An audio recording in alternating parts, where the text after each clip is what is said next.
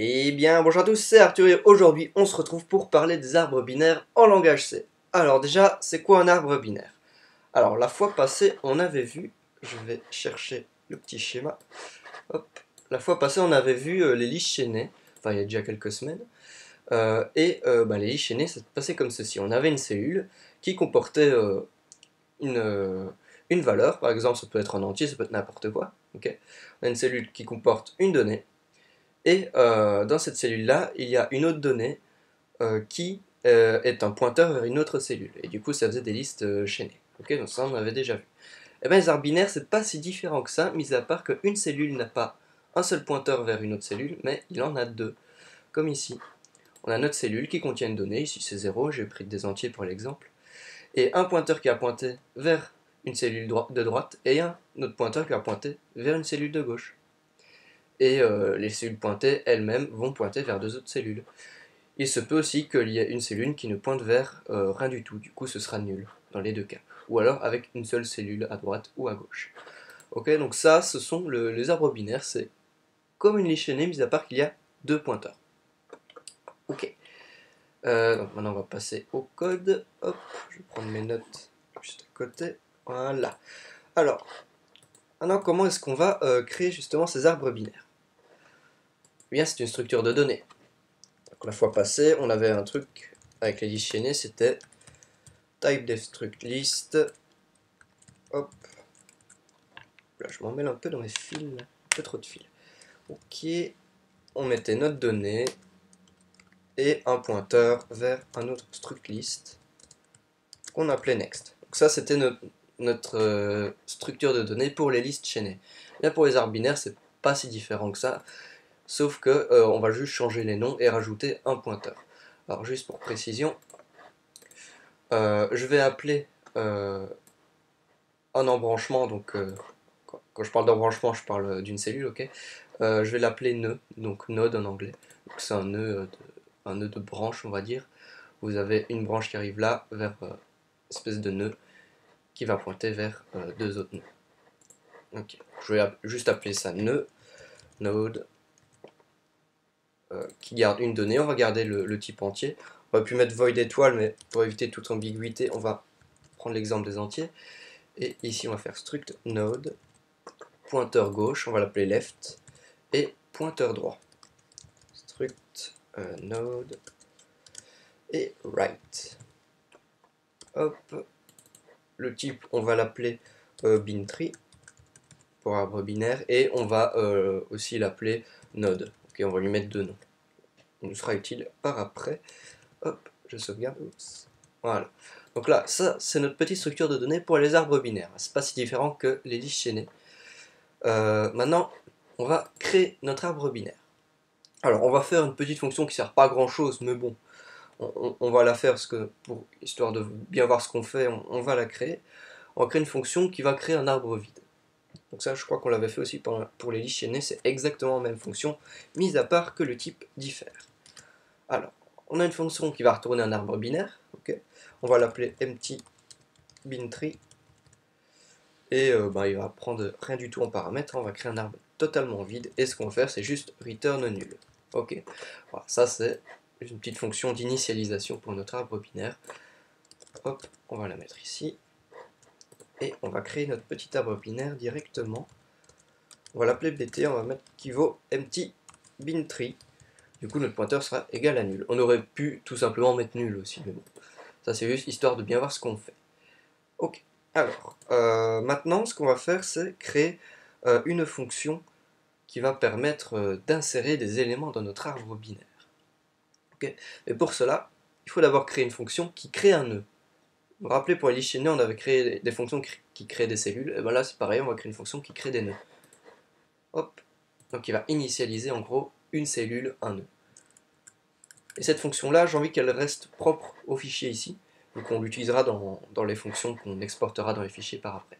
Du coup, si je veux qu'une fonction ait une portée qui se limite au fichier, eh bien la fonction va la déclarer en statique. On va créer le prototype de la fonction, on va l'appeler createNode. C'est le même schéma qu'avec les chaînées que je prends. On va mettre ça vu que là c'est juste le prototype. Alors cette fonction va retourner évidemment un nœud, qui n'est autre qu'un arbre binaire, attention. C'est juste que le nom diffère, mais c'est la même structure. Hein. Je rappelle qu'on l'a défini comme ceci, avec deux noms. Hop. Et un nœud, on va l'initialiser avec une donnée, la donnée qu'on veut stocker. Et à l'image des listes chaînées, on va créer notre cellule, notre nœud. Hop. On va l'allouer dynamiquement, vu que le but des listes chaînées ou des arbres binaires, eh bien, c'est de stocker des données totalement dynamiquement. Du coup, on va créer un nœud, la taille d'un nœud du coup, size of node. On vérifie si l'évocation s'est bien déroulée. Youp. Et on return nul si jamais ça ne s'est pas bien déroulé. Ok. Ensuite, on va initialiser la donnée. Node flashData égale à la donnée qu'on a mis en paramètre. Et on va initialiser ces arbres à nul, vu qu'ils ne pointent vers rien pour le moment. Ici, on va juste retourner une seule cellule, un seul nœud. Hop. Right égale à nul. Et on n'oublie pas de retourner le nœud qu'on vient de créer, sinon on va le perdre et on aura une fuite mémoire. Ok. Donc là, on a notre petite fonction qui va créer le nœud. Ok. Maintenant, ce qu'il faut, c'est créer une fonction qui va insérer une donnée. On va écrire le prototype ici. Alors, on va quand même retourner un arbre binaire, on verra ça juste après pourquoi. Et la fonction, on va l'appeler insert, juste insert. Alors, on va pas se casser le cul. Elle va prendre en paramètre un arbre binaire, parce qu'il va falloir stocker une donnée dans l'arbre binaire, du coup il faut lui renseigner l'arbre binaire. Et on va lui donner quoi? Une donnée que l'on veut stocker. Hop. Maintenant, vu que c'est un prototype, on va pas mettre les noms, ça ne sert à rien. Hop, voilà.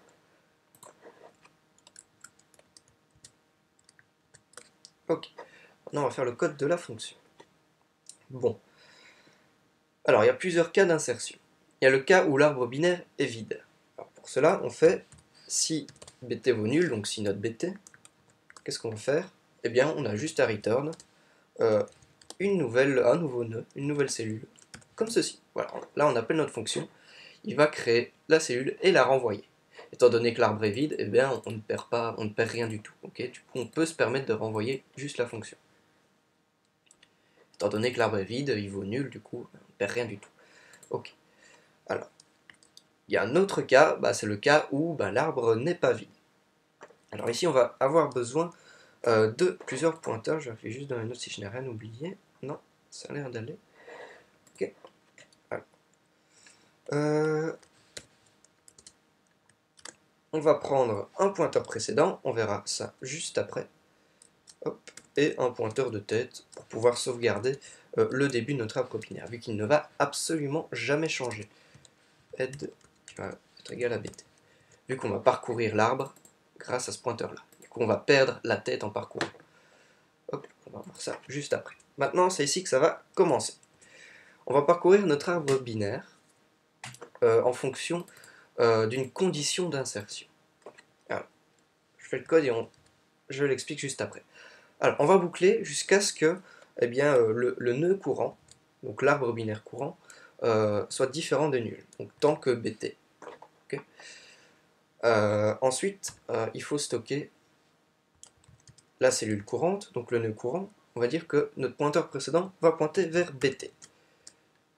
Ensuite, là, il va y avoir une condition d'insertion, parce qu'on ne sait pas vraiment, en parcourant l'arbre, vers où on va aller. On va prendre le schéma ici. Hop. Imaginez que vous voulez stocker, je ne sais pas moi, 15. Okay, on va arriver ici au début de la fonction. Bt va valoir cette cellule-là. Et on va se demander, est-ce que 15... Ah oui, on va stocker les valeurs du plus petit au plus grand, comme l'exemple ici. Est-ce que 15 est plus grand que 0? Si c'est oui, eh bien, on va faire pointer bt vers la cellule suivante pour parcourir les cellules de droite. Dans le cas contraire, on aurait été vers la cellule de gauche. Ensuite, une fois qu'on est à 5, on se pose la question, est-ce que 15 est plus grand que 5? Oui. Du coup, on va à cellule de droite. Est-ce que 15 est plus grand que 10? Oui. Cellule de droite, etc., etc. Et à la fin, on arrivera ici. bt vaudra nul, du coup, vu qu'on aura parcouru jusqu'à la cellule de droite de 14, il vaudra nul. Et notre pointeur précédent, il pointera vers celui-ci. Et on fera pointer le pointeur précédent, flèche droite, vers notre nouvelle cellule. Hop. passera un peu le schéma juste après. Du coup, c'est pour ça qu'on utilise notre pointeur précédent ici. C'est bien pour stocker la valeur de BT avant qu'elle n'aille vers la droite ou vers la gauche et qu'elle pointe vers nul à un moment donné. Qu'à un moment donné, elle sera obligée de pointer vers nul. Ok. Alors du coup, on va avoir notre condition. Si notre donnée est plus petite, par exemple, que BT flèche data, donc en gros ici, c'est si notre donnée, on va dire 15, est plus petite que 0, on est dans notre cas ici, bah, si c'est le cas, donc qui n'est pas le cas dans cet exemple-là, mais imaginons, eh bien, BT va être égal à BT flèche left, dans ce cas-ci. Donc BT est égal à BT flèche left. Dans le cas contraire, si data est plus grand ou égal à BT data, et bien BT va être égal à BT flèche left. Droite, right. Voilà. Donc voilà, ça c'est notre boucle. On fait pointer BT vers la gauche ou vers la droite en fonction de la condition que l'on met ici. Mais évidemment, ça dépend de ce que vous utilisez comme données. Si vous utilisez d'autres structures de données, vous avez sûrement d'autres conditions. Je vous montrerai peut-être après, si on a le temps, la manière de le faire en mode générique. Mais ça on verra plus tard. Yop. Ok. Donc une fois tout le processus enclenché, une fois la boucle terminée, eh bien BT va avoir l'art nul. Et dans notre cas, à 15, avec 15, eh bien BT sera égal à nul ici. Il sera égal à left flèche, à la cellule 14 flèche droite. Du coup BT vaut nul, mais précédent, il vaut toujours 14. Et bien du coup, on a juste à prendre précédent, flèche droite, et à le faire pointer vers une nouvelle cellule que l'on va créer. Maintenant, une fois sorti de la boucle, on ne sait pas vraiment de quel côté on est dans l'arbre binaire. Du coup, il va falloir refaire un coup de condition. Yep. On refait un petit coup de condition. Yep, voilà. Et on fait pointer, sachant que c'est avec le pointeur précédent, il ne faut pas oublier, vu que BT vaut nul hein, lorsqu'on sort de la boucle, du coup il faut jouer avec le pointeur précédent, qui lui ben, est une cellule avant BT. Hop. Donc si la donnée est plus petite que près que flèche data, on sait qu'il faut mettre le nouveau nœud à gauche. Donc précédent flèche left est égal à un nouveau nœud qu'on initialise avec notre donnée. Pareil pour après, sauf que on le met à droite. On crée le nœud avec data. Hop, voilà. Et on n'oublie pas de return la première cellule de notre arbre binaire qu'on avait sauvegardé dans le pointeur head. Ok. Voilà, donc ça c'était la fonction la plus compliquée à faire avec les arbres binaires. C'est pas sorcier, franchement c'est tout con. Bon, faut comprendre le principe, évidemment. Ok. On va pas la vérifier tout de suite, parce que de toute façon on n'a même pas encore notre fonction d'affichage. On va faire toutes les fonctions, on les testera juste après. Alors, ah oui, tant qu'on est là-dedans, ce qu'on va faire, c'est qu'on va créer la fonction de recherche, par exemple.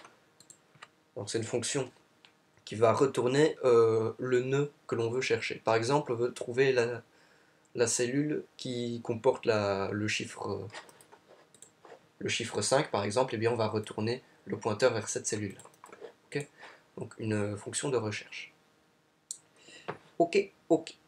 Alors c'est parti, on va vite fait la faire. Elle ressemble fort à la fonction qu'on vient de faire. On va l'appeler search. Alors, on cherche dans quoi? Dans un arbre binaire une certaine donnée data. Hop, et voilà. Alors, pareil, on va parcourir notre arbre binaire. Hop. Sauf que cette fois-ci, on n'a pas besoin de sauvegarder l'arbre courant dans un pointeur. Vu que ce qu'on va retourner, eh bien, c'est pas le pointeur de tête, c'est la cellule que l'on cherche. Et là, ici aussi, on regarde. Si notre donnée est plus petite que BT flèche data, ça veut dire qu'on ne l'a pas trouvé, du coup, s'il n'est pas égal, eh bien on fait que BT est égal à BT flèche left. Donc c'est exactement les mêmes conditions qu'au-dessus. Dans le cas contraire, alors ici par contre on va quand même vérifier si la donnée est plus grande que BT flèche data, on va à droite. BT est égal à BT flèche right. Dans le cas contraire, eh bien ça veut dire que la donnée est égale à la donnée de la cellule courante, et du coup, on peut retourner la cellule courante. Et voilà, c'est pas sorcier. Et si jamais on sort de la boucle, eh bien, ça veut dire qu'on ne l'a pas trouvé, on va return nul. Voilà, voilà. Donc ça, c'est la petite fonction de recherche. Plus ou moins pareil que celle-ci, mais en plus simple. Ok. Alors, maintenant, ce qu'on va faire, c'est la fonction d'affichage. On a quasi fini, hein, les arbres binaires. Enfin, quasi, on est à la moitié, disons. La fonction d'affichage, là, par contre, il va falloir jouer sur ce qu'on a vu dans la dernière vidéo. C'est pour ça que j'avais fait avant la dernière vidéo. C'est que cette fonction-là, on ne peut pas vraiment la faire sans récursivité. Alors, la récursivité, je rappelle, c'est quoi? C'est une fonction qui s'appelle elle-même dans sa propre définition. Alors, oui, je vais juste mettre le prototype ici en loup. Hop. Voilà. Ok. Alors, on va créer la fonction print, qui retourne rien du tout, hein, c'est juste une fonction d'affichage, qui va prendre en paramètre un arbre binaire, vu qu'on va afficher un arbre binaire. Les valeurs plutôt d'un arbre binaire. Alors, déjà, pour afficher l'arbre binaire, il faut qu'il soit complet, il faut qu'il ait des valeurs. Du coup, s'il est vide, eh bien on va pas le faire, on va pas l'afficher. Du coup, si bt, c'est-à-dire que si bt n'est pas vide, eh bien on va afficher. Alors, il y a plusieurs modes d'affichage. Moi, ce que je vais faire, c'est afficher du plus petit au plus grand. Dans mon cas ici, donc c'est-à-dire de gauche vers la droite. D'accord? Donc ce qu'on va faire, c'est quoi? C'est qu'on va parcourir à partir d'ici, on va afficher 10, ensuite on va afficher moins 5, puis moins 3, puis 0, puis 5, puis 6, puis 8, puis 10, puis 14. Alors il y a un problème récurrent ici, il faut bien identifier le problème. C'est que d'abord on va afficher à partir des arbres de gauche. Du coup ce qu'on va dire c'est réappelle la fonction d'affichage, sauf que tu affiches pas bt, mais bt flèche left. Commence par les arbres de gauche. Du coup, il va descendre. Au début, on va être ici. Il va dire descend à l'arbre de gauche. On descend à l'arbre de gauche. Du coup, la fonction est réappelée. Et là, il va me dire redescend à l'arbre de gauche. Du coup, on redescend à l'arbre de gauche. Et là, qu'est-ce qui se passe? Une fois qu'il a l'arbre de gauche ici, il va revenir ici et dit redescend à l'arbre de gauche. Sauf que là, à un moment donné, il va rappeler la fonction, mais vu que bt ici va être nul, ici à gauche, et bien il va couper la fonction et remonter. Du coup, on va se retrouver ici. On aura fini l'exécution de cette fonction-là, et on va descendre encore plus bas. Et là, on va pouvoir afficher notre valeur. Là, il faut bien comprendre la récursivité pour comprendre ces notions-là. Et là, on va pouvoir afficher notre valeur. Donc, qu'est-ce qu'on a fait déjà? On est descendu à chaque fois vers la gauche jusqu'à ce que la gauche soit nulle. Une fois qu'il est nul, la fonction s'arrête. On revient là. On affiche 10. Et ensuite, qu'est-ce qu'il va faire? Il va dire, ouais, essaye d'afficher droite si t'en as un. Il n'en a pas, du coup, il va remonter là. Il va afficher moins 5, vu que la gauche a déjà été affichée. Et une fois qu'il a affiché moins 5, il va aller voir à droite, l'afficher, remonter, et puis ensuite parcourir l'arbre, le sous-arbre de droite. Ok? Du coup, il ne reste plus qu'à lui dire, affiche l'arbre de droite. Voilà. C'est pas sorcier, c'est aussi con que ça. Alors, on va faire la fonction de désallocation, et puis après on fera une démonstration des fonctions qu'on a déjà faites. Hop. Voilà. Alors, la fonction de désallocation, elle aussi va être faite en récursif. Hop, tri. On va désallouer un arbre binaire, voilà. Alors, on va désallouer l'arbre binaire seulement s'il contient évidemment des valeurs. Du coup, on teste si il est égal à... Enfin, si bt est différent de nul, voilà. Ensuite, qu'est-ce qu'il faut faire? Donc ici, on est là. On appelle la fonction, notre arbre binaire, il commence ici. La cellule courante, c'est ça. Et bien, ce qu'on va faire, évidemment, on ne va pas désallouer la cellule ici avant d'aller désallouer les arbres qui sont en dessous. Ça n'a aucun sens. Si on désalloue ça et que ça n'existe plus, il n'y a plus aucun moyen d'aller chercher les arbres en dessous. D'accord? Ok. Bon. Donc, ce qu'on va faire, c'est pareil. On va descendre à gauche, désallouer tous les arbres de gauche, tous les arbres de droite, avant de désallouer la cellule du centre. Du coup, ce qu'on va faire, c'est quoi? Désalloue d'abord à gauche, et puis désalloues à droite, et ensuite tu désalloues la cellule courante. Et cette méthode de pensée là, eh bien, vous pouvez l'adapter à toutes les cellules, du coup c'est bien récursif. Alors, comment on fait ça? Eh bien on dit que, ok, d'abord désalloue-moi l'arbre de gauche, ensuite désalloue-moi l'arbre de droite, flash right, et ensuite, une fois que tu as fait ça, eh bien tu peux désallouer ta cellule courante. Du coup, on free bt. Voilà. Et une fois que la fonction est terminée, j'aimerais bien que tu return nul. Voilà. Pour dire voilà, on return vraiment un arbre vide. Ok. Et là, on a notre fonction de désallocation. Elle est à peine plus longue que celle-ci, sauf qu'il y a un return en plus. Ok, on va déjà tester ces fonctions-là. Ensuite, il n'en restera plus que deux. Ouais, plus que deux. Alors, on va essayer de recréer l'arbre qu'on a ici. Alors, il faut bien faire attention à mettre les valeurs au bon endroit. On va d'abord stocker 0. Du coup, il va la mettre en tête de liste. Ensuite, on va stocker moins 5, puis moins 10, puis moins 3. Pour créer le sous-arbre de gauche. Alors, on va faire que bt est égal à insert. On va insérer des nouvelles valeurs. Dans quoi? Dans bt, on va mettre 0. Voilà. Hop. Ensuite, on va stocker, si je me souviens bien, c'était moins 5. Moins 5, moins 10, et plus moins 3. Moins 5, moins 10, et ensuite moins 3. Ensuite, on va s'attaquer au sous-arbre de droite. C'était quoi? 5, 10, 6, 8, 14. Donc 5, 10, 6, 8, 14. Hop, 5, 10, 6, 8 et 14. Voilà. Ensuite, qu'est-ce qu'on va faire? On va essayer de l'afficher. Je regarde si je n'ai pas une fonction. On fera celle-là juste après. On va afficher notre arbre. Ce qu'on va faire, on va aussi afficher, enfin montrer que notre fonction search marche bien. Alors dans bt, je veux retrouver la cellule numéro 6, voilà. Et du coup, il va retourner un bintree. Et de ce bintree là, on va afficher sa valeur pour voir si la valeur affichée est bien 6, et bien ça veut dire qu'on l'a bien trouvé. Ok.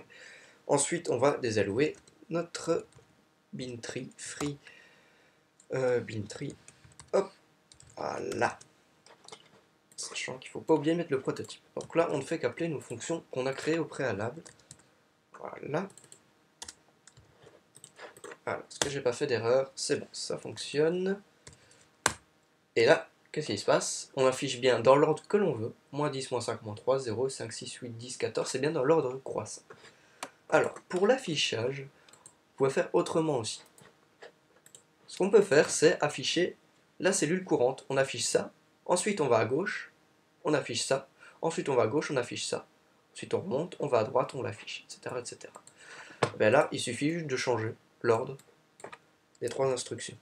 Dans ce cas-ci, on peut mettre le print comme ça.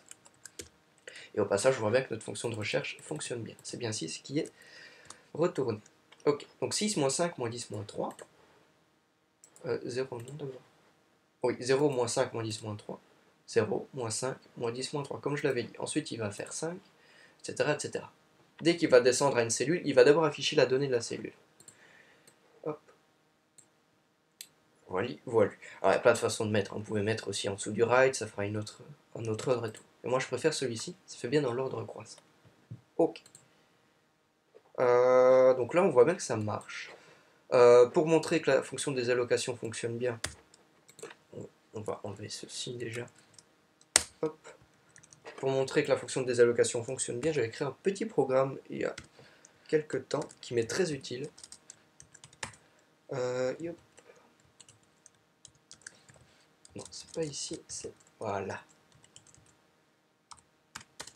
Un petit programme en ligne de commande. On verra aussi hein, un jour comment faire des programmes en ligne de commande, enfin, avec des exécutions avant, enfin, des passages de paramètres à la fonction main. Voilà, j'arrive plus à m'exprimer. Ok, hop. Normalement, il devrait fonctionner. Voilà, parfait. Et ce programme-là va permettre de vérifier les allocations dynamiques. Hop, voilà. Et voilà, donc ma désallocation fonctionne bien. J'ai alloué 216 bytes et j'en ai désalloué 216. Du coup, ça a l'air de marcher. Yop, je vais juste passer ça comme cela. Ok. Donc, on peut voir ici chaque allocation qui se passe. On a 1, 2, 3, 4, 5, 6, 7, 8, 9 allocations. Il y a bien 9 allocations et du coup 9 free qui doivent se faire. Voilà. Et qui se passent bien dans la fonction bintree et les malloc dans le create node. Donc ça a l'air de bien fonctionner. Donc, petit tableau au passage pour dire si c'est free ou pas, le nombre de bytes alloués et encore un petit bazar avec plus de détails. Ok. Alors ce programme-là se trouve sur GitHub, le GitHub Dev Tilheim. J'ai mis sur cette plateforme-là. Maintenant, il n'est testé que sur macOS pour le moment. Peut-être qu'il marche sur Windows, mais ça m'étonnerait. Hop, voilà. Donc les désallocations fonctionnent bien. Hop. Voilà. Maintenant, on va passer à d'autres petites fonctions, deux toutes petites fonctions qui font appel à la récursivité. Enfin, une fonction qui va permettre de retourner le sous-arbre, enfin la longueur du plus grand sous-arbre. Je m'explique. On a cet arbre-là, on va le garder comme ça. Eh bien, on va regarder quel est le sous-arbre qui a la plus grosse longueur. Quelle est la longueur du plus gros sous-arbre? Eh bien, ici, c'est 1, 2, 3, 4, 5. Il y en a 5. Donc, il faut chercher le chemin le plus long, en gros. Ici, c'est 5. Vous avez ce chemin-là qui vaut 4. Ce chemin-là qui vaut 3. Ce chemin-là qui vaut 3. Et ce chemin-là qui vaut 5. Et bien, on va devoir retourner 5. Alors, on va créer la fonction. On va retourner en entier. On va l'appeler comme ça, c'est hauteur de l'arbre binaire. Voilà. On prend un arbre binaire bt, qui va faire appel à la récursivité. Ok. On va déclarer deux variables, hauteur 1 et hauteur 2. Hop. On vérifie si l'arbre binaire vaut nul, et bien on return 0. Ça veut dire qu'il n'a pas la cellule qui vaut nul ne doit pas être prise en compte, elle ne fait pas partie de l'arbre. Dans le cas contraire, ce qu'on va faire, c'est on va faire hauteur numéro 1, eh bien tu vas dire quelle est la hauteur du sous-arbre de gauche. Donc hauteur du sous-arbre de gauche. Pareil pour H2, hauteur du sous-arbre de droite. Hop, voilà. Ensuite, qu'est-ce qu'on va faire? On dit si la hauteur du premier est plus grande que la hauteur du deuxième, eh ben, ça veut dire que le premier est plus grand que le deuxième. Du coup, ça ne sert à rien de prendre en compte le deuxième sous-arbre vu qu'on veut le plus grand. Et bien du coup, ce qu'on fait, c'est qu'on return 1 plus H1. Pourquoi? Parce qu'il faut prendre en compte la cellule courante dans le calcul de la hauteur. Du coup, on fait 1 plus H1, qui est la hauteur du sous-arbre de gauche, qui sera déjà calculée dans cette fonction-là. Dans le cas contraire, on return 1 plus le sous-arbre de droite, H2, la hauteur du sous-arbre de droite. Voilà, c'est aussi con que ça. Donc en gros, qu'est-ce qu'on va faire? On arrive ici, on calcule la hauteur de ceci, et dans ceci, d'abord, on calcule la hauteur de ceci, on return... je me perds dans les explications, ça c'est vraiment les pensées récursives, parfois un peu compliquées. Hop.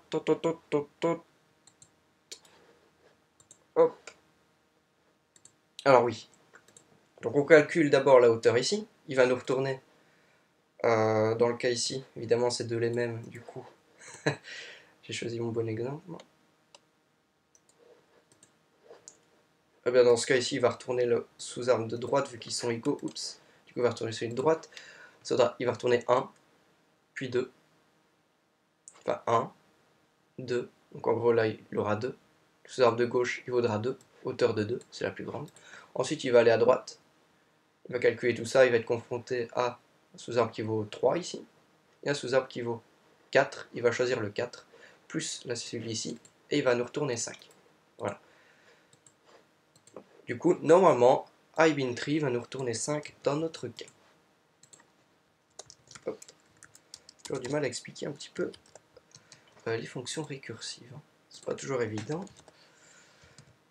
Alors, hauteur est égal à quoi? À I de bintree. J'ai bien écrit. Voilà. BT.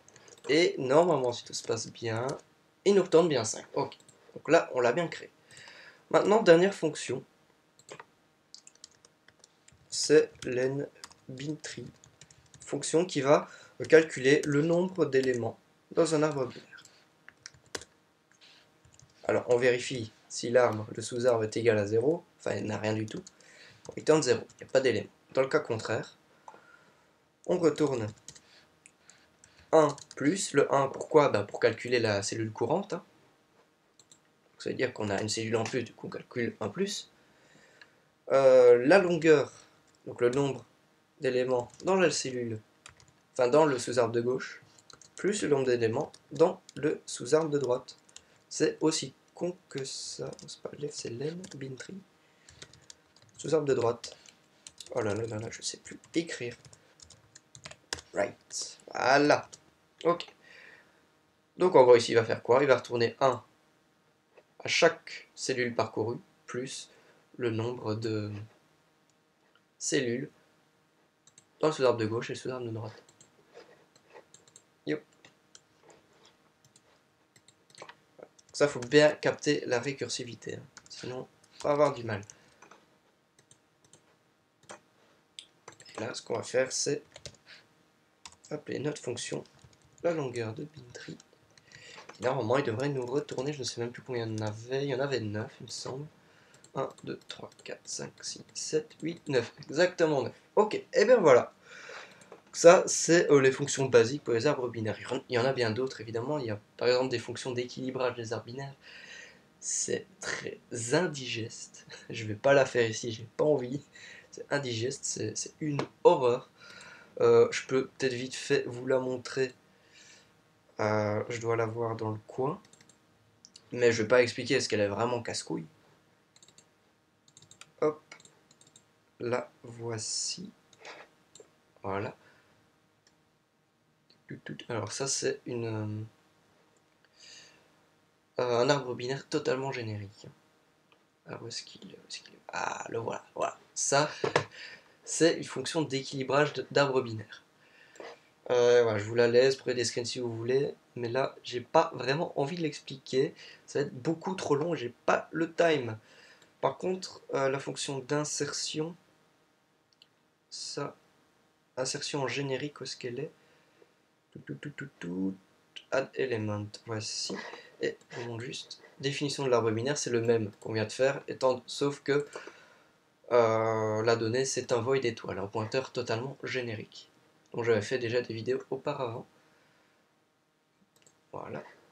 Et donc la fonction d'insertion, c'est la même que tout à l'heure, sauf que j'ai la donnée, c'est une donnée générique, et que la fonction de comparaison, c'est plus qu'avec les entiers on mettait data est plus petit que bt flèche data. Ici c'est une fonction qu'on passe de comparaison, qui va retourner soit -1 ou 1, en fonction de la comparaison que vous voulez donner.